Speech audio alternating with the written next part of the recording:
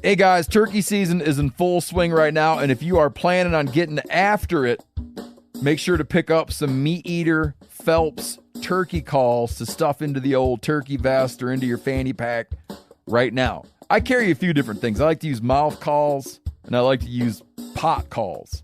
Mouth calls or diaphragms, I like them because it gives you hand-free calling, meaning when you're working a bird up close, you can have your gun on your knee, finger on the trigger, ready to roll, and still be making turkey sounds. I like pot calls because I just like pot calls. I enjoy calling with a pot call. Whatever direction you go, including a box call, which I don't personally use too much, but they're fun and great, and I started out with them. Yanni, on the other hand, one of my main turkey hunting buddies, he loves box calls. And what's funny is I'll now and then look to him and give him the look that means get out your box call and find us a turkey. So it's not that I don't like him. I just have Yanni use his. Then I don't have to carry it. Go to Phelps Game Calls. Get calls that are made in the USA and get calls that'll get them close.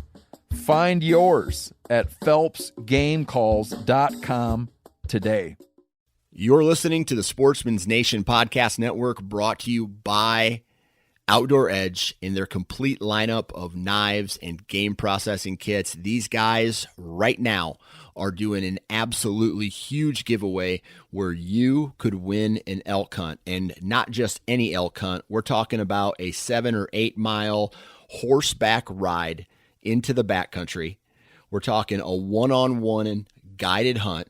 You're going to be sleeping in a wall tent, and you're going to be doing that for 5 days with the founder and CEO of Outdoor Edge, David Block. Now, if you've never been on an elk hunt before, I'm telling you right now, go sign up for this, because if you ever hear a elk bugle, whether it's at 400 yards or it's at 40 yards, it is a life-changing experience. So here's how you enter.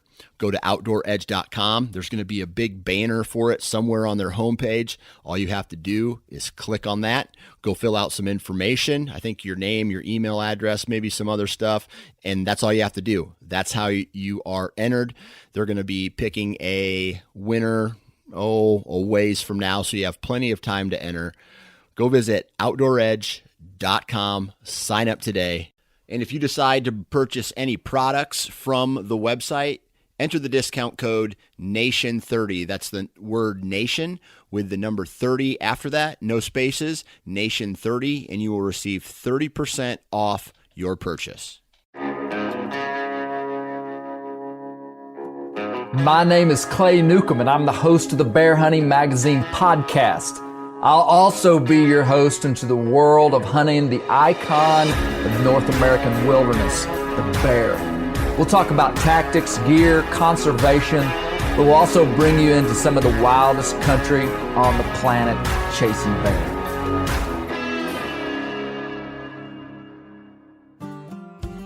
We're still up in northeast Montana at elk camp, and on this week's podcast, we've got our new buddy Chase Dirden here with us. We've been elk hunting some with Chase. Our conversation with him goes into wrestling. It goes into can a little guy that's really trained in hand-to-hand combat beat a bigger guy. Most of what we talked about was hound hunting up here in Montana. So we had a fun conversation with Chase that you're going to enjoy. Be sure to look up, check out, follow on Instagram, listen to the podcast of our friends at W Hunting Supply. Buddy Woodbury and his team. And when I say that, me and Colby have been there. Me and Colby have been up to the W headquarters and have met these guys and gals. And they're all dedicated houndsmen. They know their products. And what I like about the W team is that they are dedicated to the hound sports. And they're more than a business. They're a mission-oriented business. And they also have the greatest customer service around, and they've got the greatest selection of hound-related supplies that you're going to need, from garments to dog leashes and collars to custom merchandise, hats and shirts and everything. Hey, do yourself a favor. Check out W Supply. Call them on the phone ask them a question about your Garmin, and you're going to be happy with these guys. Our buddies also over at the Western Bear Foundation, Joe Condellis and the Western Bear guys. It's a nonprofit hunting conservation organization for bears in the West, fighting the good fight for hunters and conservationists and for bears. These guys are a membership-driven organization. So by you joining the Western Bear Foundation, you are contributing to the mass of our way of life being preserved as hunters and as conservationists. So check out our good friends over at the Western Bear Foundation. You're going to enjoy this podcast from our elk camp in Northeast Montana. Boys, we are officially under the big sky, the big night sky of Montana. Yes, we are. The sunset's gone, though. The sunset's gone. We've got a beautiful crescent moon over here, and there's been a bunch of smoke up here. So we're in northeast Montana. Describe about where we are, Chase. Say it's northeast central Montana. Okay. We're 150 miles from the Canadian border. Ish. 150-ish. Yeah. Yeah? That's correct. Yeah. Well, we're at elk camp still. And we've got, let me introduce the crowd to you. To my left, we've got one Bear John Newcomb. Bear, say hi to everybody. Hi. This is your second podcast in a row to be on. So Yep. Bear has been like the camp gopher, camp videographer, camp just hand. So we've been bossing him around, Chase, just making him do stuff. He's been pretty handy. Yeah, he. I had him today go through all our tack, and I had some leather conditioner. So we got Bear, and we got the Bear Tech Colby Moorhead. Dun, dun, dun, dun. Colby's powering through. He's been taking the morning shift on all the elk hunts. Yeah. And the morning shifts have been the usually the exciting ones. Yeah. Yeah. Yeah, and then we've got new to the podcast, Chase Dirden. That's great. Chase is our new buddy that we just met. Now, we'd communicated a little bit before, but we just met really this week. And you're a local up here, man. Yeah. Yeah, it's been good to get to know you guys and hang out for a few days. Yeah. So you grew up right here in Northeast Montana. Yeah, I grew up about 20 miles from here, Yeah. from where we're hunting. And Yeah. Well, you've been a big help to us. Just Yeah. You kind of pointed us in the right direction a couple of times, and then this afternoon we hunted together. So we had several guys that left this afternoon. So only me and Colby and Bear were left at camp, and Chase has been camping with us for about a day. And anyway, we all went hunting this afternoon. Had a pretty exciting 20 minutes of elk hunting. Man, it's tough when they only give you that short period of time, the last just a little bit of daylight.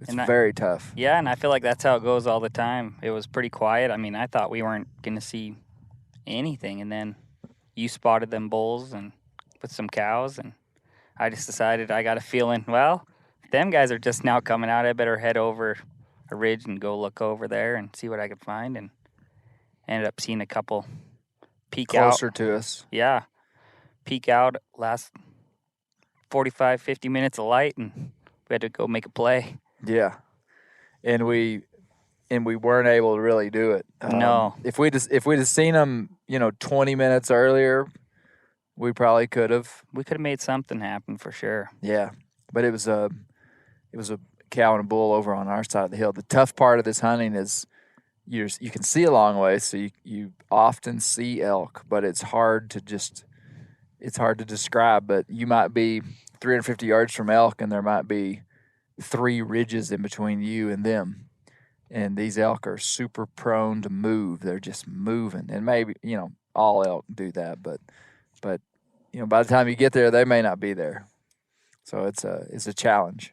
Yeah, I feel like this country is perfect for elk too. They got the deep bluffs and cuts to washouts to just get behind and take off running, and then they got these timber. I mean, we sat right above these elk all night and Didn't know it. They came out less than 150 yards from where I was sitting.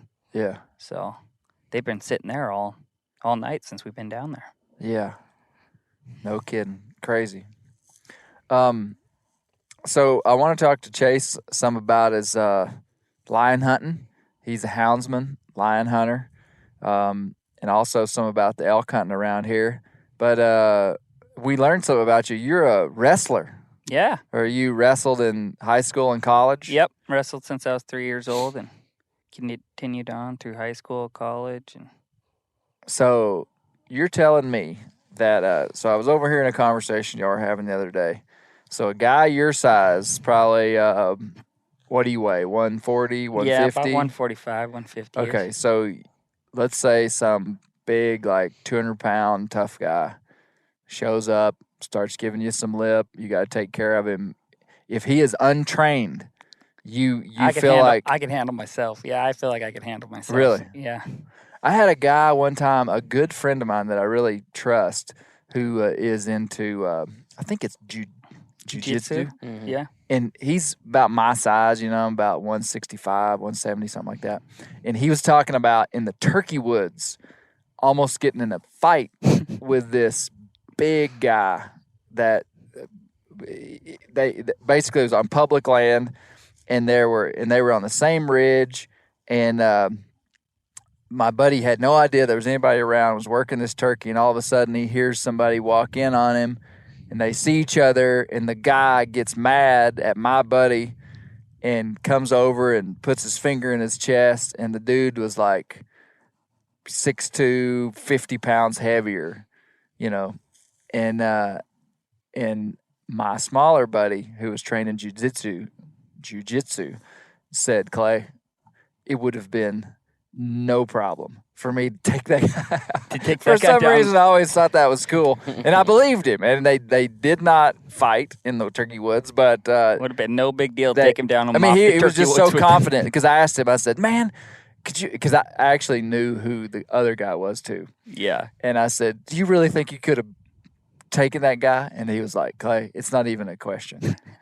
He said somebody big like that might get some lucky, crazy big swing in at first, that just like knocks you out. He said, but aside from just sheer luck, he was like, I would have taken that guy down and made him cry for his mama in about 20 seconds. I believe it. Yeah? That's jiu-jitsu. That's what it was made for us little guys to be able to. Really? Is that right? Yeah. Handle the big guys. Do you ever watch any UFC stuff? Yeah, actually, one of my good buddies that I grew up with and wrestled in college with, he actually fights in the UFC, and he's doing pretty well. Yeah, he just fought just a couple weeks ago. What's his name? Hunter Azure. So he's he's fighting like on the, like, yep, on the. If you're on UFC, he's like in the that's UFC. pretty big. Yep, pretty big he was time. on the Contender Series, and he got the contract. He actually lives on the Poplar Reservation. Did you ever fight him? No, I wrestled with him plenty of times. Oh, did you really? Yeah, plenty of times. Yeah, we practiced together and stuff, and yeah, he's a good friend. Huh. Does he hunt? He does. He actually just shot a buffalo off the Fort Peck res I want to say just a few months ago. Right on. Yeah, he hunts. Who's our boy down in Arkansas that we like? Thug Nasty. Thug Nasty. Yeah, do you know Thug? Yeah, you know what's his name? Bryce Mitchell. Yeah, and he's making big waves. He's doing really well. Yeah, some crazy submissions. He's got to get. He wants those camo. He wants those camo fight He got shirts. him. I saw on Instagram he got him the other day. Real Tree sponsored him. They didn't give him some First Light ones. Yeah, come on. Hey, he's in Arkansas. It's just a matter of time before we connect with old Bryce here. Yeah, you guys got to get him some First Light fight shorts. That's what we need for sure. Mm-hmm. No, I thought it was really interesting. So last night we're sitting around a fire with, not a propane fire. We can't have fire out here right now. A real fire on the ground. A cook stove. And so there was two guys from California, and then Ben O'Brien from Maryland, and then you from Montana. And y'all are talking about wrestling. Man, I wouldn't know where to tell you to go to watch a high school wrestling match in Arkansas. I'm certain they have them. Bear, do you know if they have them? Yeah, they do. I know that FHS Oh, really? has one. Yeah. Those hippies up there. Yeah. Okay. Man, we didn't wrestle, and I think it's It really is a foreign sport too. If you're not you're either familiar with it and immersed in it, or you're just not.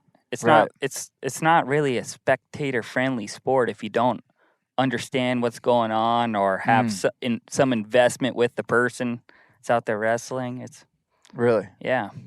okay. Tell us about your best fight, and then we'll move on to some cat hunting. Best fight.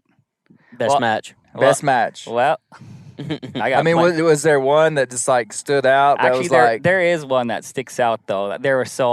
I did pretty well as a little kid, and I didn't lose like very often at all. I just remember losing to this kid named Kelly Olds from Great Falls. Kelly, if you're out there. Yeah, I'll tell him to listen to it. And he beat me in high school, and we never, or as kids, just in grade school, and we never wrestled. But I always remember that loss for some reason. It was like a big deal at like a 6th grade like state championship. It was, but then in high school we ended up wrestling one time only, and we went into like triple overtime and ended up winning that match, and that was like more important to me than winning state that year almost. Beating that guy. Get that revenge from 6th grade. Beating that guy. Now, you told me you wrestled up a weight class, so that's what you are talking about that I didn't understand. There's all these weight classes. Yeah, a lot of different weight classes. Like in college, there's the lightest is 125, and I wrestled there quite often, but a lot of times I would have to wrestle up the next weight classes, which was 133. Both weren't very big guys, but I was shocked to hear y'all talk about how you could lose like 12 pounds in a day. Yeah. You got a lot of water weight. Guys carrying a lot of water weight. Yeah. 10 pounds is probably pretty easy for the average person. The average person probably floats in their sleep 4 to 5 pounds every night. Really? Just from the time you go to bed to the time you wake up in the morning, you'll lose 4 to 5 pounds without going to the bathroom or anything. I think I'll lose 2 to 3. Yeah, I'm probably about that too. Yeah, I wouldn't be surprised if you're probably right on there. Yeah, I've kind of monitored that kind of stuff, but I was shocked to hear y'all talk about how, different people at different times have kind of cheated the system a little bit, or maybe not cheated the system, but just like done crazy things to lose a ton of weight. That's probably the most unhealthiest thing about the sport is the weight loss thing. And a lot of people find out later on that they were wrestling at their natural weight. They did better anyways. Okay. Yeah. But you were wrestling up and beating some bigger guys. Yeah, but a lot of those guys were not real bigger. They're just either a little more muscular or maybe a little more height, but not real big guys. Yeah. And Chase, you're a cowboy. You grew up on a ranch over here. You guys have 50 head of horses, and you train horses. Yeah, we got a lot of horses. We got some young horses training, and got some brood mares out at the place, and run some Black Angus cattle. And nice. So you grew up on a horse? Oh yeah, grew up on a horse. Did you rodeo? Rodeoed, rode bulls. Did you? Yep. Did you do very good with that? I did all right, but you're built to be like a bull rider. Yeah, my right leg's metal from the knee down. No way. Yeah, that's there. That's where I broke it from riding bulls, and everything's all plated up. And dang. Yeah. Is that on YouTube? No, I'm sure it's somewhere. But yeah, grew up on horses and rodeoed a little bit, and yeah, the whole family's. And you grew up in a hunting family too. Yep. Everyone's hunted. Grandpa, mom, dad, aunts, uncles. So we were just kind of sitting around last night, and I said something. I brought up my bear hide chaps, which I do pretty often because I'm so proud of them. My hair out bear hide chaps. And Chase was like, my mom made her mountain goat out of, or what you tell me. Yeah. She's got mountain goat that they got, I don't know, when I was just young. She might have, maybe before she even had kids, but she's got a pair of mountain goat. That's awesome. Yeah. That's awesome. Well, let's see.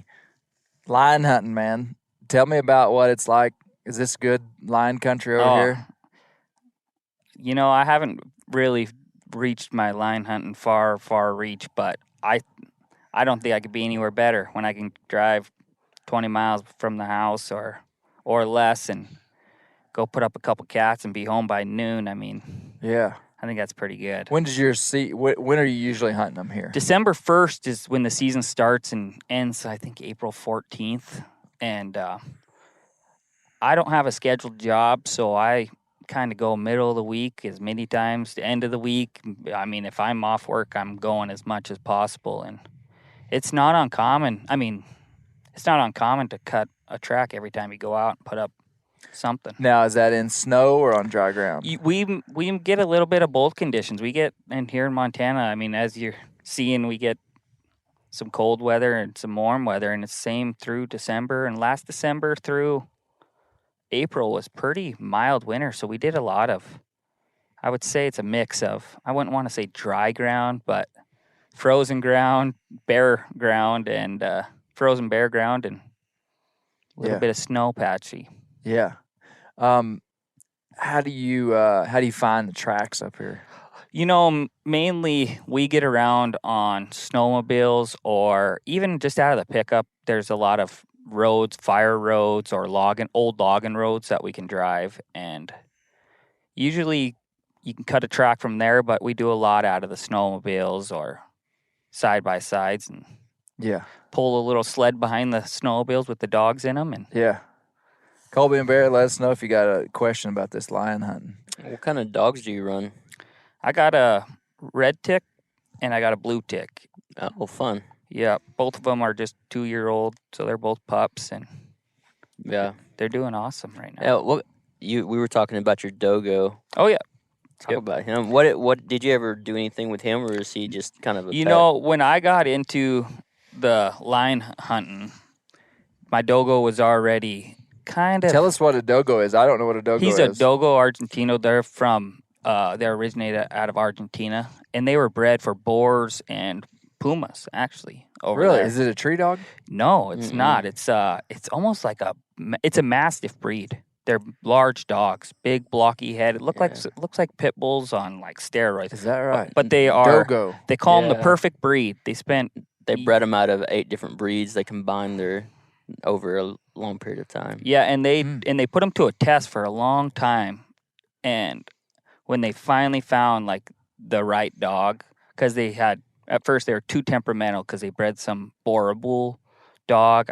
But it was a dog that literally extinct itself just from aggression. So then they bred another dog into it to try to bring the aggression down. So they spent a lot of time for temperament. Yeah, protecting and agility. Yep, these dogs are very athletic, but he was just a little too old when I got going.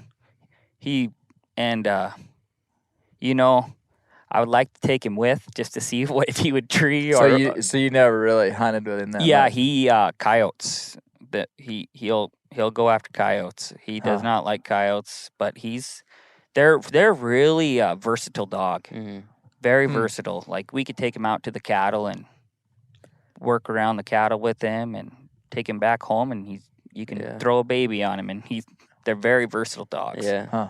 Well, one of the smartest dogs we ever hunted with, hog hunting, growing up, was a dogo. And all the other dogs you'd round up whenever you caught the pig, and they would still be going crazy. And that dogo, you'd pull him off, and he's like, all right, my job's done. Yeah. And he would just sit over there just all relaxed. But whenever it was time, he was just So you know about dogos. Yeah. Why have you never told me about them? I have not. Come on, Colby. They're cool. They're real cool. Why didn't you ever tell Bear about them? Great question. Because I want to own one first. You're afraid we'd go buy one? No. They are great, like farm they're great family dogs. Yeah. Great family dogs. Yeah, one of the best stories that come out of Argentina is I think it was Argentina, but they were talking about how the family dogo would, they're very protective, I guess. So the dogo was going with this guy's daughters, and it fought off, I think, a mountain lion. Yep. And it lost one of its eyes, but it, I don't remember if it actually took down the mountain lion or not. They say it did. They say it. Oh, killed. you know this story too. Yeah. It's a So famous story. is this like in the dojo brochure for puppies? If you look it up, it's crazy. They have like the lineage is so short. Like the history, this breed doesn't go that many years back. It's a very so you can really follow this history on this dog. I think you fairly boys have close. been marketed and duped. Okay? No, I think y'all read the dogo brochure, and there was some fancy, slick marketing, probably from, somebody. I'll tell you one of the. We mixed or we didn't, but the guys we hunted with, they mixed a dogo with a half pit, half lab. It's crazy, but man, one of the best dogs that they used that just was really well balanced was a quarter. It was a quarter pit, quarter lab, and half dogo or something like that. I'll be darned. And his name was Buckshot, and he was so smart. Like he would go out there and he would bay until he had help, and then he would go in and catch. Like he just knew when to do what. And if it was big, he'd stay back. He end up getting run over on a road though. Highway got him. Yeah, they're Interesting. They're great dogs. I'd like to take them with my hounds out lion hunting and See what see they what do. see if he even knows. Sounds like they were bred to be kind of bay and catch dogs. Yeah. Yeah. I don't even know if he'd know what to do with the track. He'd probably just look at it and look at me. Yeah. Yeah, he might trail. He wouldn't tree. No. Well, I got to tell this story about our. So we've got a squirrel dog named Timber, and he's earned the position of being the only dog we have that isn't pinned up or contained in some way. And we let them out a lot, and they come in the house and stuff, but we have to kennel these hunting dogs most of the time just because they'll go off and go hunting. But Tim, he sticks around the house, and my wife just sent us a video. Tim is like the ultimate character of a dog. Like he's actually becoming a solid squirrel dog. He's a feist, right? He's a feist and trinker, but he will sing to a harmonica like nobody's business. You play a pretty harmonica, and he will sing like a angel. Arkansas's American Got Talent, huh? Yeah, exactly. So anyway, we've been watching videos of Tim while we were elk hunting today, but no dogs. So what's a big cat for up here in Northeast Montana? I would say the average tom, like a good mature average tom, would be around 150 to 160 pounds. Yeah. A big tom would be around that 180 mark. I think that 200 mark is maybe few and far between. There might be a couple of them roaming around, but that's a BC cat. Yeah, I feel like that's pretty standard. Would you say? Yeah, I would like, say so. Most people would be like, if you were talking about Idaho or even New Mexico or Arizona, 150-pound cat's a big cat. A big cat, yeah. And a 200-pound cat is a world-class cat. Yep. Anywhere you go. Mm-hmm. Do you know much about do these cats up here make Boone and Crockett? In the bear world and in the lion world, there's certain places where they have bigger skulls. I took a cat last year, and I haven't got the skull back from getting beetled, but he should be done and dried and everything. But I wouldn't be surprised if he is close to Boone and Crockett. Definitely Pope and Young. I shot him with my recurve, but definitely would be. Yeah. But there is, I know that there is an area in Montana that consistently is in the Boone and Crockett. Yeah. And I want to say it's over by Billings, like Yellowstone, like County or something like that. Consistently is in the books for Boone and Crockett. But up in this area, isn't known for book cat. I don't think there's a lot of guys that are turning it in, though, either. Yeah. Yeah. Well, that's always been really interesting to me and it's the same way with bears, is that there's certain sections of the continent that just produce big bears, and it's not because they live longer there. They do have to live long to grow big skulls, but it's all just about regional genetics. Yeah, and they're not necessarily the biggest animal either. That's right. It is not necessarily the biggest bodied animal. Just some bears are going to have exceptionally long skulls or exceptionally look like- wide skulls. And I'm sure it's the same for bears with cats. I mean, I'm not too familiar with the bear skulls, but the cats, you might see a pumpkin-headed cat, but he just might be a healthy cat and have quite a bit of fat right. and muscle built around. I think British Columbia is probably the go-to place for big book cats. Is that right? Yeah, I would say so.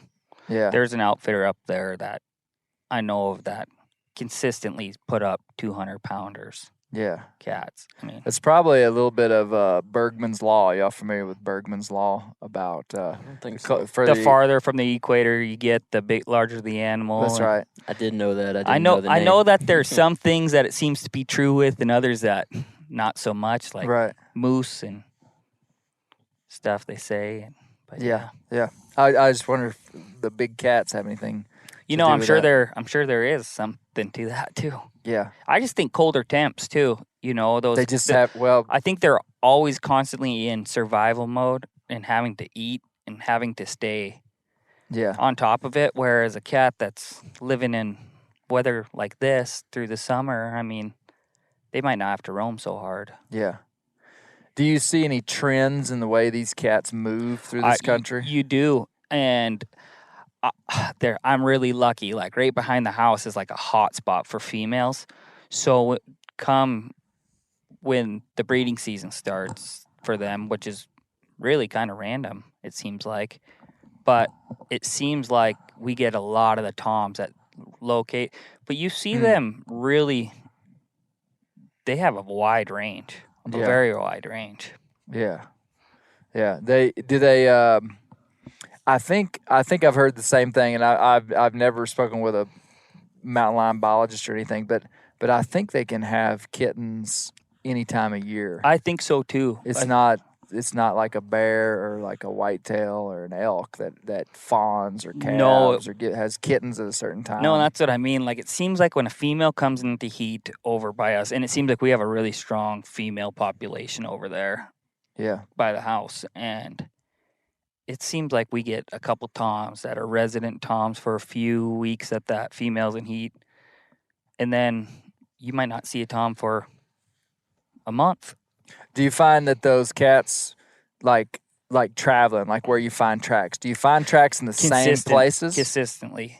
Really? So what? Tell me what. A lot of the road crossing spots that we find them, you find that there's a creek bottom there, that they might have been hunting that creek bottom, working that creek bottom, and then they'll cross a section and go up another logging trail or up a deer trail or just a side road.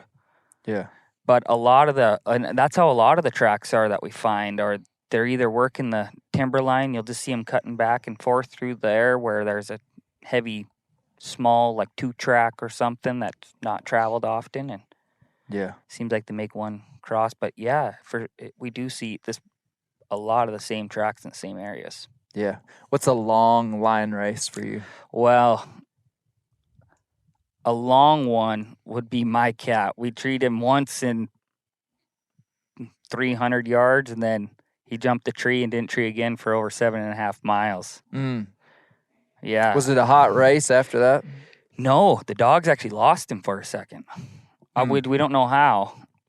I think we had too many pups cut in the race, and when that cat jumped, things just got crazy, and dogs ran over top tracks and ran around, and they just kept going, and we ended up cutting the track back again up on top, right by the pickup. The cat ended up running. So it made a big circle. Yeah, we had a couple dogs in the box. We heard them barking like crazy, and we ended up going back up top by the pickup, and he ran right by the pickup. And I think he ran so far because he cut through a stubble field, like an open field, and just kept where there was no, like an old wheat field, and just nothing to tree, nothing to. So I just think he kept running. Yeah. But yeah, for our average race though, I would say is anywhere from our average long race would be like a mile. Really? Mile and a half or so. Huh. They they get a lot of country to run, it seems like. Well, what about the cold trail? I mean, wouldn't you cold trail them sometimes? We longer? cold trail. Yeah. Oh, yeah. Our cold trailing can be. We do.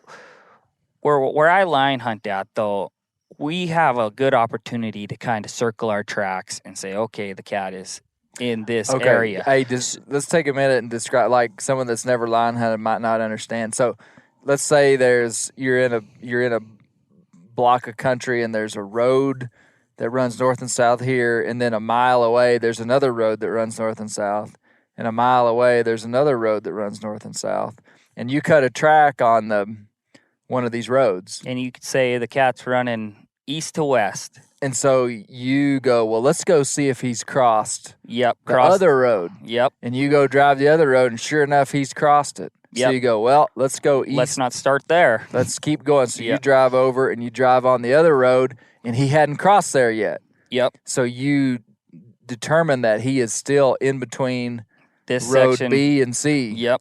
And so you go back to road B And and turn out on that track. exactly. Okay, so because there's less roads, you have shorter races because the houndsmen are doing some of the work. Yeah, yep. And I think we get a lot of chance to help out our dogs.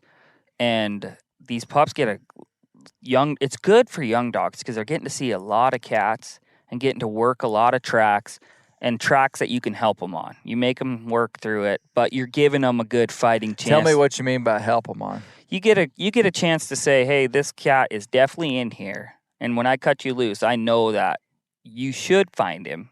But if you do not, I can get in there and I know I can help you sort it out. So you'll be walking around looking for fresh tracks in the snow. Yep. You see a track, you call the dogs over. Yep, and help them out a little bit. So that's what that means. Yeah, I like to let my dogs work a little bit before I call them over, just so they're not so quick to rely on me standing over top of the track. So when the going gets tough, they're not looking at me. Yeah. I'll go and stand by it, but I like to see what they do if they get sorted out. Yeah. Yeah. Man, I'm really intrigued by lion hunting. You know, I coon hunt, and the line of dogs that I have are from a long line of big game dogs, bear and lion dogs. My dogs, we've only run coon with in Arkansas because that's all that's legal there. But, man, there's something really intriguing to me about lion hunting. And I think it has a lot to do with just the incredible animal that a mountain lion is. I mean, just the fact that we've got this 150-pound cat in North America that's one of the most efficient predator on our continent. Would you all say that's true?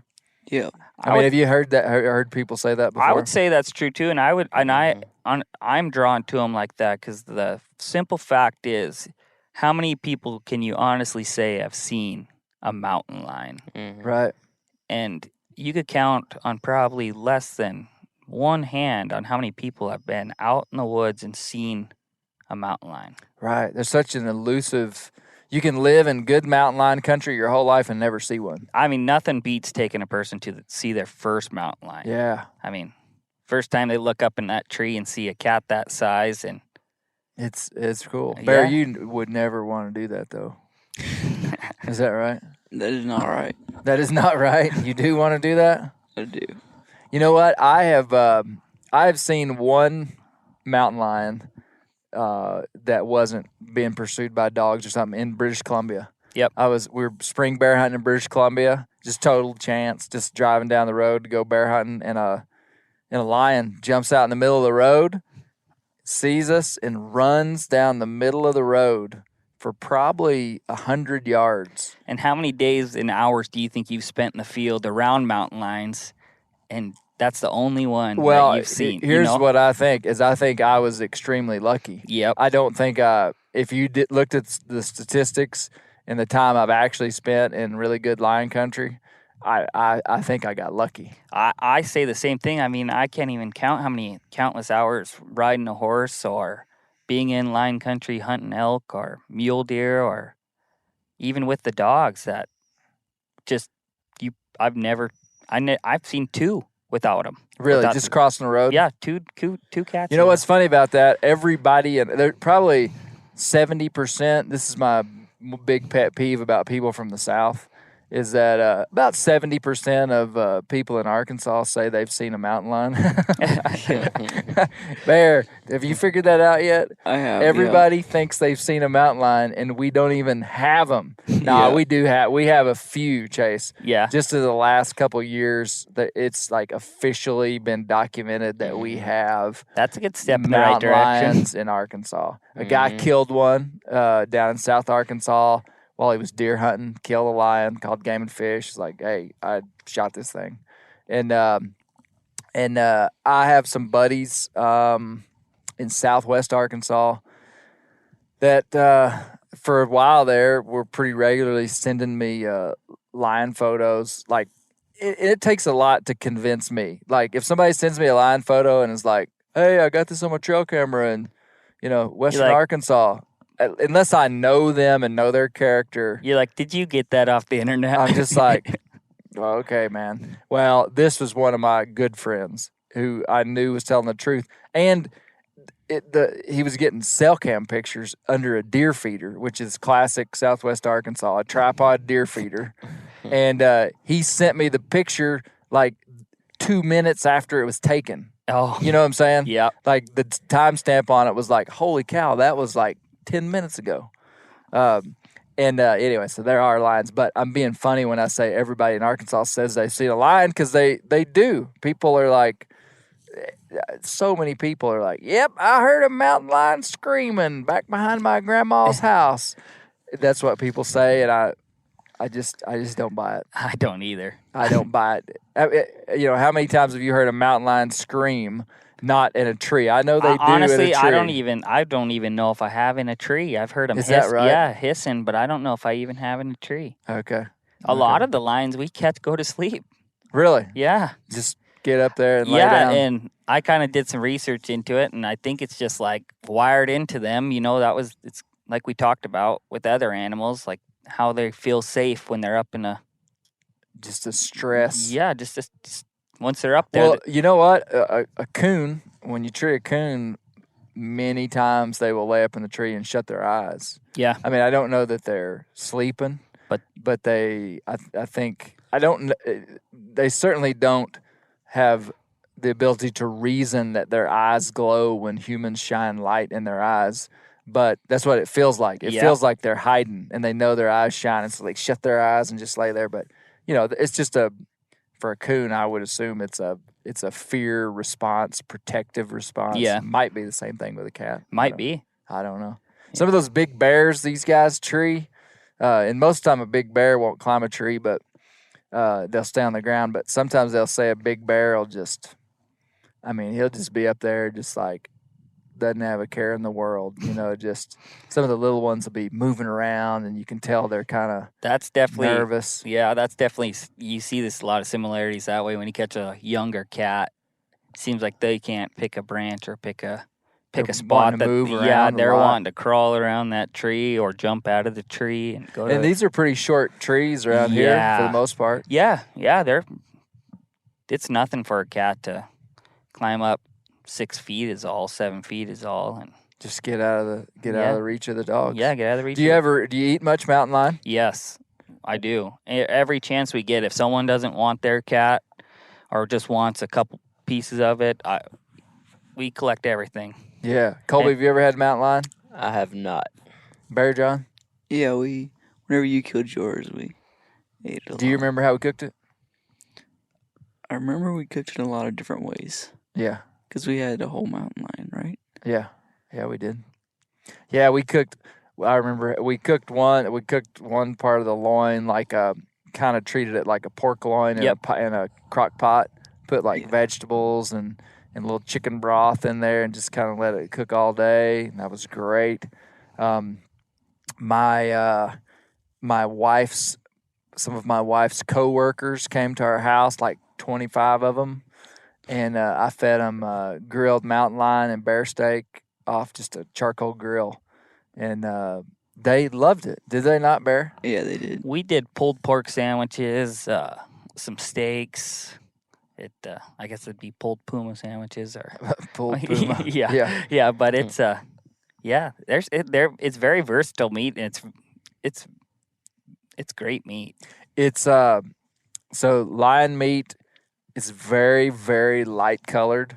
I mean, Like a chicken porkish colored yes, meat. Yeah. yes, and very fine grained. Yeah, very fine grained. I feel like it's finer grained than pork, but yeah, great stuff. What's the biggest cat you caught up here?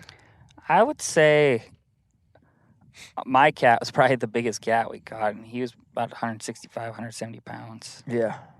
Yeah. That was probably the biggest cat that I think we've caught. The rest of them, they're hard to weight in a tree, so. But Yeah. we've caught some big ones. And how did you get into running hounds? Because I seem to remember when we were talking yesterday, you said that your parents didn't have hounds. No, I didn't grow up with hounds. My buddy down the road who we elk hunt with and I was camping with earlier this week, him and his family ran red bones. And I remember going over there every time they had puppies. And every time they would go, I would beg to go with them. They'd drag me along every now and again. And I always said, man, as soon as I have my own place, the first thing I'm getting is hound dogs. And I bought my house, and not long after came hound dogs. Yeah. Did you stick with some of the lines from around here? No, actually, on a whim, I feel like I'm so lucky with that. The first dog I got, I started doing a bunch of research and kind of figured out some guys who had some good dogs and found out there was a litter in Wheatland, Wyoming from a line of dogs. And it's kind of like that blue tick line. But he's got that. My blue tick does have a little walker in him, but he's from like that Cameron blood. Yeah. And pretty heavy Cameron blood. Yeah. And I heard from a few people that these guys' dogs did great. So I was like, well, we'll reach out. And I kind of wasn't that serious, but I was. Well, you were playing the yeah. You were playing the slow game. Yeah, so I them. asked them and they said, yeah, we got some. And I was like, okay, well, I'm interested in one, and told them we'd get one. And I planned on having it shipped up here. Well, the girlfriend couldn't wait a day. She drove all the way from Wheatland, Wyoming. I think it's 16 or 18 hours, somewhere in between there. Drove all the way down there and had to pick up that puppy. She was just as excited to have one at the house. So she picked up that puppy and came straight home, made a whole round trip in a day. Awesome. And a half. Wow. The Cameron line of blue ticks, are they known as big game dogs? Big game dogs, yep. Yeah. Dale Cameron just passed earlier this year, so kind of interesting to see what happens with all that bloodline. A lot of people run that Cameron bloodline. You know what? I've been looking, and maybe somebody can help us out if they're listening to this podcast. You know, we have a legendary bear hound column in Bear Hunting Magazine, our print magazine, where every issue we basically do a story on deceased bear dog, legendary bear dog. And I know a lot of guys have used the Cameron dogs for bear in the West, and I've wanted to find somebody that had a dog that we could hook up with to write a story about, but we haven't. A guy who has a good blue tick dog out of a lot of that Cameron. Have you heard of that Steve Phipps? No.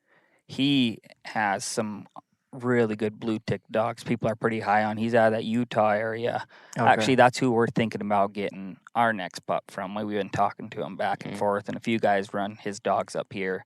He has a dog that he was pretty high on that passed away, and I think his name was Frost or something, Freeze, something like that. But he ran Cameron. His bloodlines are heavy Cameron bloodlines. Yeah. That old school, big-headed, big-eared, block-ear blue ticks.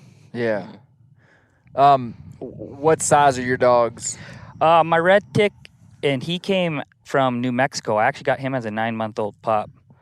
I was kind of talking to a guy named Mike Leonard. Quite a few houndsmen know him in the big game world, and was talking back and forth. And he's like, I got too many pups. We just had a big old wreck tonight. Pups running all over the place. He's like, I'll give you a pup. And everyone in the hounds world knows what I'll give you a pup means. It's usually not a good one. But I took him on, and he's about 40 pounds. And my blue tick, he's about 50 pounds. They're bigger dogs. Okay. Well, I would say that was... I was figuring you'd say they were bigger than that. They're 2 years old, and I think they're going to fill out bigger. I bet you that red tick fills out to be about 50, and that blue tick fills out to be about 65, Yeah. 70-ish pounds. They're both in phenomenal shape, though, them dogs. They stay pretty. I'm lucky I live in a rural area, and my dogs, they hardly ever are penned up. Yeah. I got 20 acres of my own, and then there's a property right behind us that is just open, and they let us. They don't mind our dogs. The other neighbors don't mind our dogs, so we kind of just keep an eye on them, and as long as we're out about doing stuff, they're free to roam. Yeah. And then we run them pretty regularly, 3 to 4 days a week, and Yeah. they stay in pretty good shape. That's great, man. That's great. Well, I look forward to see how your lion hunting goes. This kind of country would be prime. It just feels like it would be a fun place to lion hunt. The only place I have lion hunted is in Idaho, in the panhandle of Idaho, which is great lion country, and it was with my friend Leon Brown, Clark Fork Outfitting up there, and we had a great hunt with him about 3 or 4 years ago. And but boy, that's tough country. I mean, it's straight up, straight down, big mountains, which is cool. And not that this would be any easier. It just feels like More accessible. it is more accessible. Do you ever tree a cat over on the other side of a canyon and glass it up to see it before you get there? Very rarely, but we do every now and again. But everything's so accessible here, and you find yourself with the Garmin saying, okay, we know where they're at. So just making your loop around, but Yeah. yeah. And then you guys run bobcats sometimes too, right? Yeah, we get bobcats, and you have to buy your trapper's license in October to be able to take a bobcat. That's your stipulation. So you have to buy it before October 1st. So coming up here soon, people need to be buying there. Yeah.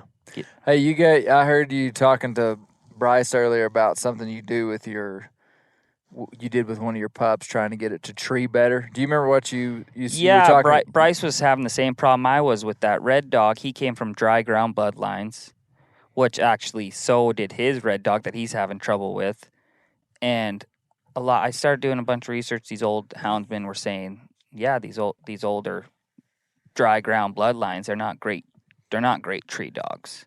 Yeah. They're great running dogs, but not the greatest tree dogs. And tree dog would mean that when they smell game that has gone up a tree, they stay at the tree and bark. Which a good tree dog, that's what he's going to do, whether he's don't matter. Bear, coon, lion, he's going to stay at the tree and bark.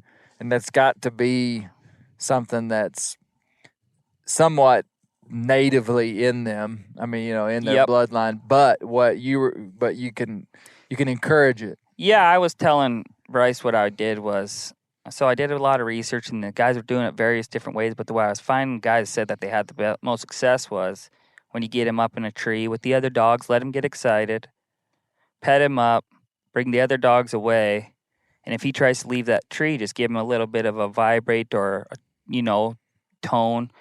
Just a little bit of stimulation, saying, "Hey, no, I don't want you come back to this tree." And then when he gets back on the tree, pet him up again, and let him know he's doing good, and then tie him up to the tree or tie him up close to the tree, and lead all the other dogs away.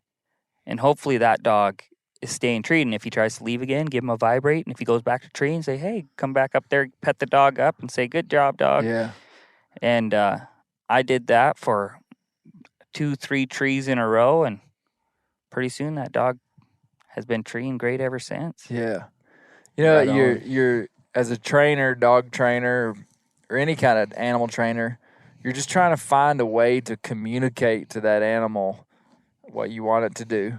And a mule, a horse, a dog, all he knows is, with a horse or mule, it's pressure and release. But with a dog, it's praise or no praise or getting scolded. Yep. I guess there's three. Yep. There's 3 things there. But I don't think you could train a dog. I've had a lot of people ask me, "Well, do you think I could train my my German Wirehair to, be a coon dog. And it's like, no, you couldn't. I mean, you just, you might be able to train a real smart dog to do something, but there's a part of it that's bred into them. But we had the trainer, the handler, works to try to enhance that in as much as possible. And every dog's different. Like one thing I didn't tell Bryce was this dog was very timid. Like he's not a dog that I can scold even. If I scold this dog, Shuts down. He's gone. It doesn't do me any good to scold. Like no shocking stimulation at all to this dog. This dog doesn't get any of that because he just doesn't respond to that. Yeah. It's all praise or no praise with him. So a lot of that's why I stuck with just the vibrate. Just give him something saying, hey, no. Because a lot of times at home, I tone my dogs, and if they don't listen or they can't hear me or the tone didn't get their attention, I'll hit the vibrate button, and they both know, hey, we better go home now, wherever they're at. Yeah, yeah, yeah. Yeah, I could tell, like, the way that you talked about your dogs yesterday, you really are patient with them, and work with them and just, give them time to come into things, even the way that you invite them into the family and stuff. You know? I was telling Clay that earlier today about just horses. That I find myself being more patient with animals than I do with people. I just think Imagine that. I just think they're a lot easier to deal with. You know what you're getting. Yeah. Mm-hmm. And and my dogs are a part of the family. I mean, my dogs, they're tools, but they are a part of the family. Yeah. They definitely. I mean, there's no such. I don't think if I had 15 dogs and only 2 of them hunted, let's just say I'd still have 15 dogs because I wouldn't be able to get rid of any of them. Yeah. Chase, do you have any insight into like what you think needs to be developed or changed inside the broader hound hunting community so that our image, our the way we communicate with the world, who we are, would be better received and understood, so that this sport would continue as game management? And actually, kind of from being an outsider in a sense, not growing up with hounds all my life, I always seen you hear houndsmen are like, forgive me, but high school girls, bickering back and forth. Oh, I got the best dogs. Oh, this guy, he kills everything. Or this guy runs everything. Like, it's hard for somebody to say something good about someone else. Exactly. So when I came into it, I made a point that I wasn't going to be a part of any group. That if this guy wanted to run with me or didn't want to, I would make myself available to everybody. Yeah. That if I can go with you, great. If I can help you out, great. If I find a track, let's run it together. Yeah. Just because this sport already in just the hunting, you talk about all the time, low-hanging fruit, Right. and guarding the gate. It's just that we need to do a better job of lifting up each other and helping people get into the sport. I mean, there's people that want in, but it's intimidating. I mean, owning a dog is intimidating enough, but it's a big commitment. It is. It's a huge commitment, but getting somebody involved and taking them along, it goes a long ways. I mean, there's so many people that I know that have never even thought about hound hunting, including my own family, that since I've taken them, they've learned so much about the sport to where now when they have a conversation with somebody, it's an educated conversation about it. Yeah. You get a chance to educate somebody about the species you're chasing, about the process. Like, I have a drive track system and I have the handheld system, and I always give my handheld to whoever we're with. I don't care where I'll figure out where my dogs are, but I like them You want them to be involved. Yeah, in the I want hunt. them so that's to your feel tracking system, so they could track the dogs and understand what's going on in the race. Yep, and kind of see the layout of the land and see how things work and maybe what they're doing, and looking down and saying, why are these dogs doing all these circles up here? Oh, well, they probably lost it and they're working it out or something, Yeah. Kind of just getting involved. And I just think we could do a better job of bringing people in and lifting each other up. Yeah, man, that's very, very well said. And I think it takes people saying that kind of stuff and then living it, not just saying it, but living it, that changes the culture. And I don't know what it would be.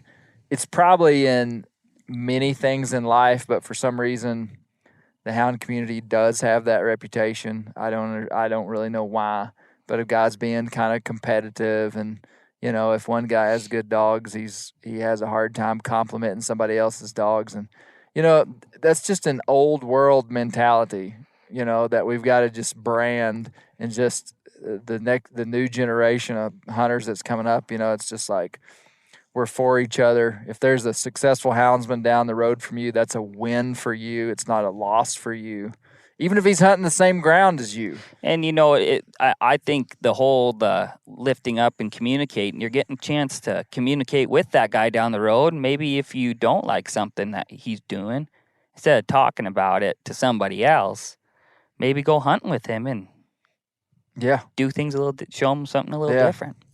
Yeah, I think we've got to clean ourselves up. I mean, because what's happening in the world today is we live in a world of information. We live in a world with no secrets. Yep. Like used to, houndsmen and hunting in general could kind of hide back in the shadows. Nobody really knew what was going on except for us. And we can't do that anymore. I mean, the world knows, like, everything now is exposed. And that's not necessarily a bad thing. That's just the nature of the world we live in. So all of a sudden, we have to become really good at telling our story. And telling our story goes right down to the fabric of individual relationships that people have. Like, you saying, you've introduced your family in a positive way to hound hunting. Yep. And so when they're in a conversation at the baseball game or the wrestling match, if you're way up here, and someone says something about hounds, they go, yeah, man, Chase runs hounds and it's great. And it casts this positive light, as opposed to someone that doesn't understand. And we just have to tell our story. You wouldn't believe how many times that actually did happen. Like at high school basketball games with my little sister when she was in high school, that the coach would say, hell, I seen your dad showed me a picture of a cat. He's like, that's just crazy. I didn't know that they were around. And you get to talk to him about it and stuff. And then someone else would be like, I didn't know that there were so many lions and stuff like that. That's pretty cool. Are they scary? Or, you just get a chance to explain what's around and what they are. That they're among us. Yeah, so you spend a lot of time educating people. Yeah, I try to the best of my ability whenever I get a chance to. I mean, I work at the railroad, and there's guys that get locked in a train with me for 12 hours, and they get to hear it one way That's or what another. they hear about? Yeah. What's your favorite thing to hunt? Lions. For the simple I fact, teed him up. That's Yeah. what I figured he'd say. I wasn't trying to bait you into that. I thought you might say bow hunting elk in September. I do love that, but nothing beats anything with hounds and anything with dogs in general. I just love dogs. Yeah. So anything where you can, anything that you can bring a kid to, and he doesn't have to be quiet. He could be drinking hot chocolate and eating candy all day and riding around in a snowmobile or going for a walk. A lot of action. A lot of action. Movement. A lot of movement. You're getting to pet Bear, up. you would never want to do that, would you? I would. Oh, you would? Okay. Yeah, you get to pet up the dogs. It's a very involved sport where you can really impact somebody. I mean, it makes an impression. Yeah. Really Well, cool. there's a lot of skill that, and it's so counterintuitive. Like, to the person that knows nothing, that has no context for hounds and being a houndsman and running big game, and specifically lions, people have this idea. And I'm not talking about it in the hunting community. I think we're turning the tide on this wrong philosophy. People are like, oh wow, it's so easy to tree game with hounds. That's taking away the hunt. It's not fair chase. All these ridiculous old world ideas, but when in fact it's actually totally opposite. A hound, I've said it so many times and in so many places. A lot of the houndsmen that I know are some of the best outdoorsmen in hunting. I would agree. I mean, because the dedication that you have to understanding the game that you're after, because it's not just the dogs that are doing the work. I had a real good houndsman tell me one time when I was training a young coon dog that wasn't getting out and hunting quite as good as I wanted her to. I just wanted to be able to turn that dog loose in the middle of town and it just go and find the coon out, long way. And he said, Clay, part of being a houndsman is putting your dog close to where the game is, And he was like, you need to become a better coon hunter and you'll make that dog a good coon dog. And, I took his point and, but his point is that there's a lot more that goes into it than just turning some dog loose and it goes and trees a lion. The dedication of that dog, understanding lions, understanding where they are, understanding scent, understanding the lay of the land, understanding the prey movements. I mean, like, you're not going to look for lion tracks in places that are void of big game because, they got to eat.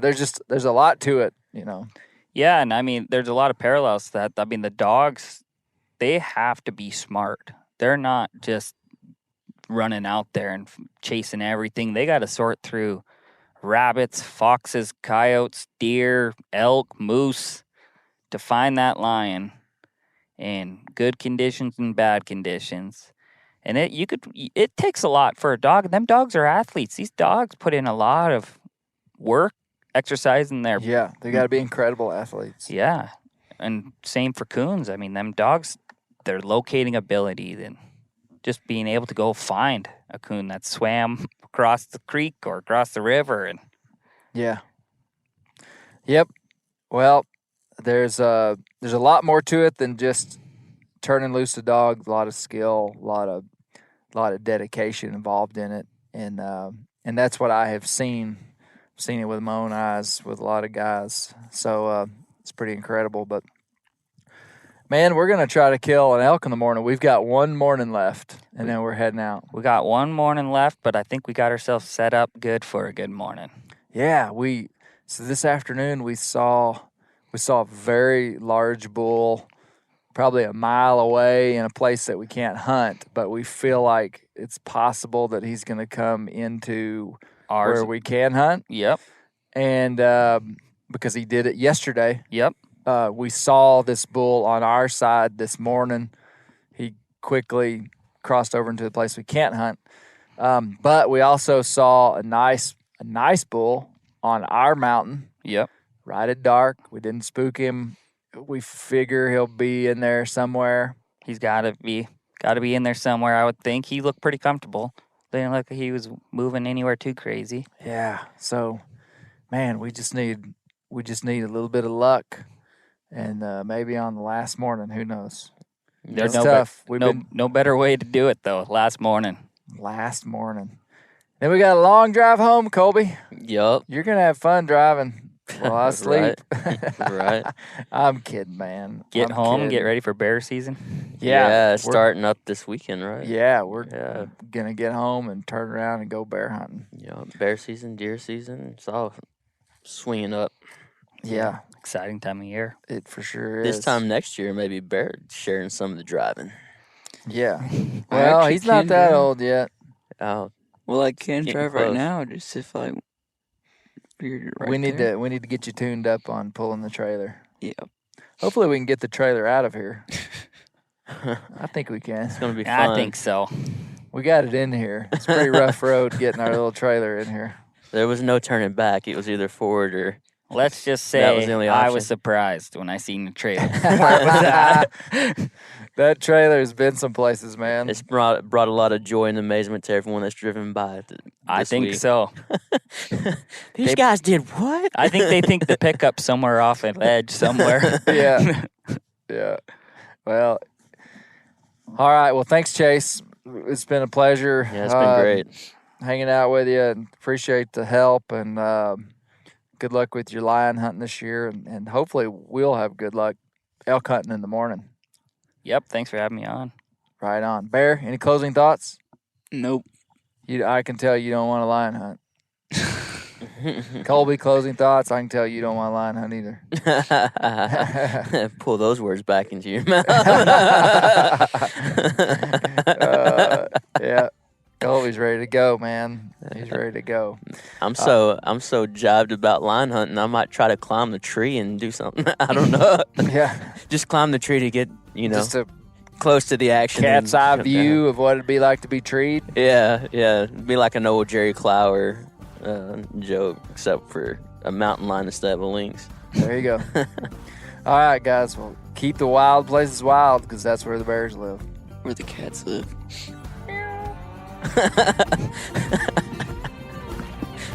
Was that you, Bear? Colby like that.